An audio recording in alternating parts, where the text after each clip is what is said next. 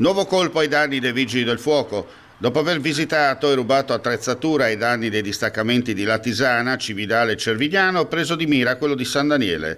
Il sito si trova in un'area campestre a un centinaio di metri dalla regionale 463, lungo la strada che porta al vicino lago di Ragogna.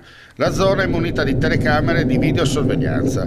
Eppure tale sistema non ha fatto desistere i malintenzionati a colpire la sede dei pompieri. Il tutto studiato nei minimi dettagli. L'operazione è scattata nel corso della notte tra l'11 e il 12 gennaio. I malviventi hanno posteggiato il mezzo nel prato tra il distaccamento e la sede della protezione civile comunale. Muniti di cesoie hanno tagliato una parte della rete metallica e si sono introdotti nel piazzale esterno, raggiungendo il deposito portando via materiale prezioso, pinze e divaricatori, strumenti che servono in particolare per portare fuori le persone dalle auto incidentate. Motoseghe, mototranciatori e una mazza. Il tutto immortalato fotogramma dopo fotogramma dalle telecamere interne. Poi, prima dell'arrivo delle forze dell'ordine, una volta caricato il tutto, si sono dati alla fuga facendo perdere le tracce.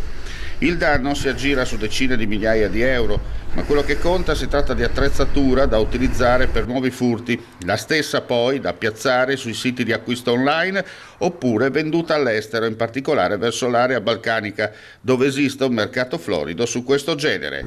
Indagini in corso da parte dei carabinieri.